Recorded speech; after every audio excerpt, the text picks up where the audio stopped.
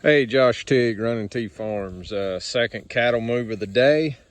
We have made it back over into our season where we were actively grazing. We did graze off about 10 acres of some season-long stockpile over there, just simply because it was on the lower side of this paddock and it worked out better to graze it that way. So we did get some rain.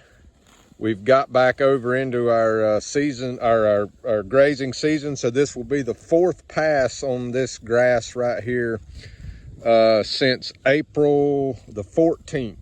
So I'm reading from my hand here. I'm bad to write on my hand, but I went back and checked my numbers, checked the dates, just so I could make sure I was giving everyone accurate info. So we grazed this on the first pass April the 14th. We harvested 200 cow days per acre. You can go back and check out these videos on my YouTube channel if you'd like to see the progression each graze on this forage. We grazed it again on May the 22nd, where we harvested another 150 cow days to the acre. That we then got extremely dry in the last of May and June. We didn't get any rain. Driest June we had in 135 years. So we weren't able to graze it again until August the 2nd, where we grazed it and we harvested 125 cow days to the acre, August the 2nd. And then we just started on this yesterday, and I figured up what we're harvesting, and we're harvesting 134 cow days to the acre currently. So that brings us from April the 14th until now, we have harvested 609 cow days to the acre on this particular piece of ground.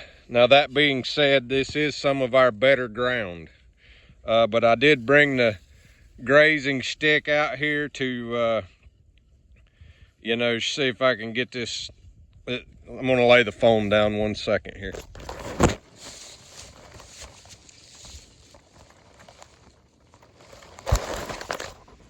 Pretty much the same old story here. If I stand that grass up, good solid 20 inches of grass, 20, 24. It's been somewhere between 20 and 30 inches every time we've grazed it. Leaf to stem ratio, there's hardly no stems. Just a good solid 2 foot of stockpiled, mostly Kentucky 31 fescue. We did see a little germination thanks to the dry weather and the long spell there of some pigweed. That's not too uncommon. The cattle graze pigweed pretty well during the growing season at high stock density. We have relaxed the stock density here just to keep it to 4 moves a day. We were harvesting double the amount of forage, actually a little bit more. I think we were up close to like 280 cow days to the acre in one pass over there on the season-long stockpile. So, what we're trying to do, our first goal is to get to 1,000 pound animal unit to the acre stocking rate. And we know that generally we average about 200 cow days to the acre harvest on our stockpile during the winter. And it's not that we don't grow more forage and stockpile more forage than that. It just gets very hard to harvest it efficiently sometimes as it gets wet. So we have harvested up close to 400 cow days per acre in a single pass off of some of our very best stockpile when conditions are dry. But then if it gets real wet, that'll drop back to sometimes we're only able to harvest 100 cow days to the acre, just simply due to weather conditions. So that's why we always try to harvest it just as effectively as possible. We know that if we can average 365 cow days to the acre across our whole farm for a whole year, that means we can run 1,000 pounds of live animal weight to the acre. Stocking rate for our area is recommended at about 2.5 acres per 1,000 pound animal unit. We're running, which we're understocked.